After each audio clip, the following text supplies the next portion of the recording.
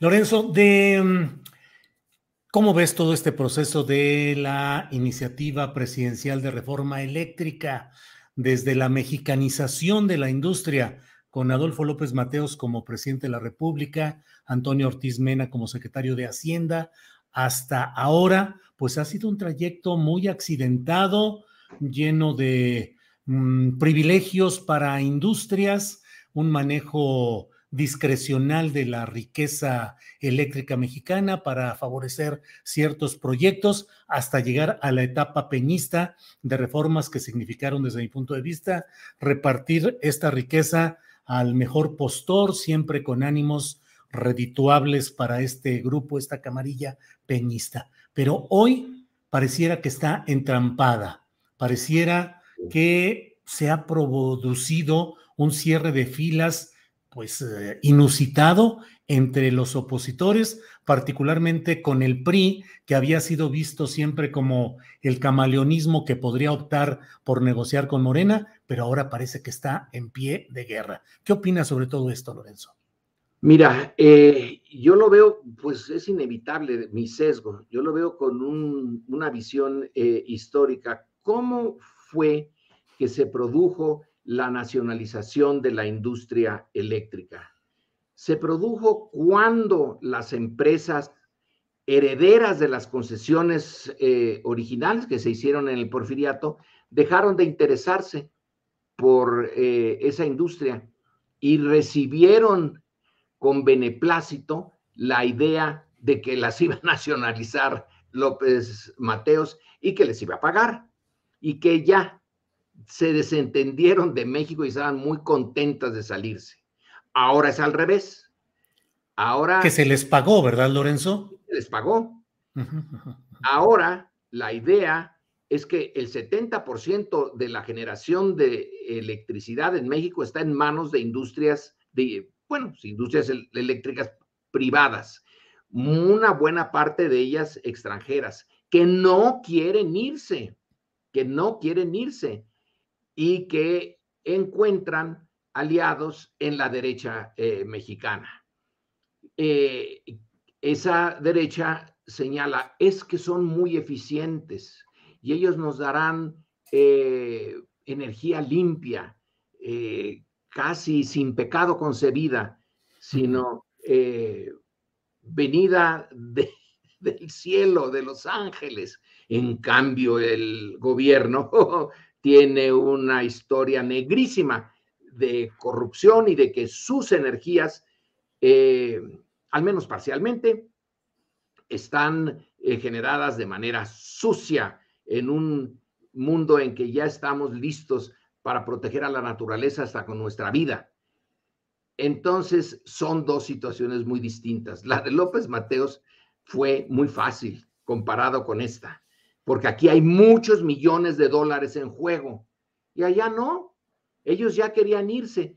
En parte, ¿por qué querían irse? Bueno, pues porque el mercado interno mexicano era chico, en parte porque les habían controlado los precios a los que tenían que cobrar su energía dada al mercado, y no les gustaba eso del control de precios y no veían mucho futuro. Sobre todo eso del mercado pequeñito. Ahora que México es una gran maquila para Estados Unidos y que tiene un montón de industrias que son parte de una cadena productiva mundial, ese es otro mercado. No es ya nada más el estrictamente interno, sino es el de una industria que está montada en la cadena productiva norteamericana y que puede producir muy buenas ganancias. Entonces, Santiago Krill hace unos días con Carmen Aristegui, dijo más o menos esto, si se aprueba, es un desastre, México se va a hundir. Nada más faltó que comparara con que cayera una bomba atómica en México o se privatizara, se estatizara una parte de la energía eléctrica. Es tal el desastre, se va a producir una energía muy cara, el gobierno va a tener que subsidiarla y cuando el subsidio venga, se le va a quitar a los viejitos, a los enfermos, a los pobres y se le va a dar a la Comisión Federal de Electricidad, que ha sido muy ineficiente. Bueno, es el apocalipsis, lo que ellos proponen y la derecha se monta en eso. Sí. ¿Cuánto de esa visión de derecha refleja la fotografía del el lobista italiano con una diputada del PRD que salió hoy en la prensa? Ajá. Bueno, pues sí, los lobistas existen, Sí. no son fantasmas, sí, sí son en serio y sí tienen dinero y es que Sí. están viendo que se juega mucho dinero. Sí. Eh, Sí, sí, adelante, adelante. bueno, yo sospecho que a lo mejor no pasa la reforma eléctrica, Ujú. pero que dejar la industria eléctrica como dejar el petróleo en manos privadas, cuando tú puedes dejar en manos privadas la producción de automóviles o de lavadoras o de chips o varias otras cosas, pero de la energía es parte de la seguridad nacional. ¿Y cuántos estados, por ejemplo, entre los escandinavos, la energía la controla el Estado y son Ujú. muy de mercado y no son dictaduras ni nada por el estilo, pero tiene una concepción del interés nacional que no tiene aquí la derecha Ujú. y que en esta coyuntura tiene la posibilidad de negar esta reforma. Bueno, pues lo único que se puede entonces esperar es que Andrés Manuel haga efectiva su promesa de que el litio se lo quite, como es una de las empresas que tiene concesionado eso del litio, es China, pues Estados Unidos no se va a oponer.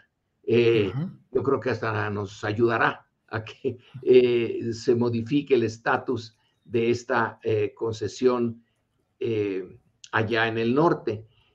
Oye, Lorenzo, es que finalmente, digo, no sé tu opinión, por favor, pero México ha sabido aprovechar coyunturas internacionales para dar estos golpes, la expropiación petrolera en el contexto bélico mundial, la mexicanización de la industria eléctrica en este contexto que platicabas, y ahora lo del litio, pues ojalá las circunstancias internacionales también permitan, propicien que haya una legislación mexicana sobre este recurso estratégico, Lorenzo. Tiene razón. Hay un elemento adicional, las circunstancias internacionales y la inteligencia y capacidad del grupo gobernante. Ujú. Si sabe aprovechar, por ejemplo, esto de que hay concesionado a una empresa china. Entonces, en este conflicto China-Estados Unidos, pues puede jugar ahí eh, ese, ese argumento. Y además no hay otras todavía grandes inversiones extranjeras en el litio, que según un documental que Ledesma nos presentó hace poco, Ujú. y que fue a la zona del litio que la mayoría de nosotros no conocíamos. Qué barbaridad, es una zona, por un lado, desértica, despoblada, pero enorme. Hay un montón de litio. Entonces estamos en una coyuntura en que se puede recuperar esa riqueza. Ujú. Otras ya se las llevó el viento, Sí, pues pero sí. esta sí, sí se puede, todavía se puede. Lorenzo, llevamos ya la mayor parte de esta plática consumida ya, se nos ha ido el tiempo como siempre muy rápido, pero te pido que saques la bola de cristal, que antes era bola de cristal de adivinos y ahora yo pienso que son las computadoras nuestras nuevas bolas de cristal que nos permiten ir entendiendo y avisorando cosas. ¿Cómo ves lo que resta de la administración del presidente López Obrador en el contexto de la fuerza o no que le da el revocatorio, de la eventual derrota legislativa si es que no pasa lo del litio y frente a la oposición tal como la estamos viendo. ¿Cómo ves este trayecto final del presidente López Obrador? Bueno, si las computadoras son ahora la bola de cristal, estoy perdido porque mi conocimiento de la computadora es pésimo, Julio. Pero tú tienes una bola de cristal y una computadora en el cerebro, así es que eso es lo que... Eh, lo, sí, supongamos que viene la derrota en la reforma petrolera. Ahí Andrés Manuel López Obrador puede señalar, no es mi culpa, yo hice todo el esfuerzo que es posible sin uso de la fuerza por modificar esta estructura de la producción de energía eléctrica que es contraria al interés nacional. Y sí, fui derrotado en el Congreso porque allí la derecha tiene una representación que no tiene en la realidad. Cuando venga el momento de hacer ya la decisión para 2024, y que conste, ¿te acuerdas, Julio, de esa etapa en que la oposición dijo, no, él se va a reelegir? Es ya el proyecto de una Sí, reelección y de una dictadura, etcétera, sí. y Chávez, etcétera. Bueno, ahora ya no usan eso porque ya quedó claro que no se va a reelegir, Uh-huh. pero puede usar el discurso de que, miren, lo que estaba en mis manos, puse todo el esfuerzo y se logró, vean el aeropuerto, el Tren Maya, el interoceánico, etcétera, etcétera.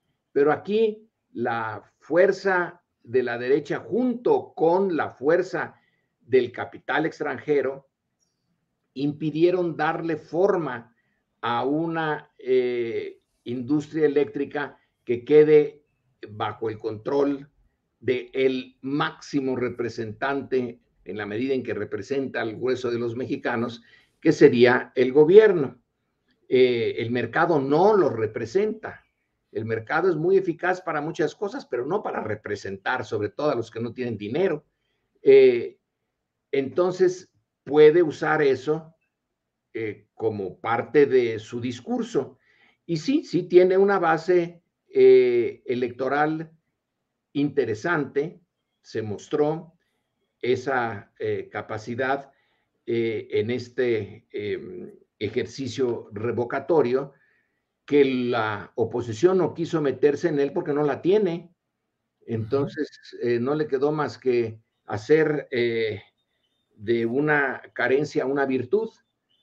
Si no tengo capacidad de movilizarlos para que voten en contra del revocatorio y que digan que se vaya Andrés Manuel, porque no se puede, entonces digo que como no se presentaron en las urnas, pues están en contra. Pero eso es también una fantasía. Entonces, sí hay una base dura, sigue manteniendo una base dura, y esa base dura le renovó la confianza. Hay algo de creación de un poder que tiende a disminuir en el sexenio. Todos los sexenios va disminuyendo poco a poco, y a veces muy rápido, a veces no, la legitimidad del gobierno. Aquí hay algo de enfrentarse al electorado y renovar la confianza de su base dura.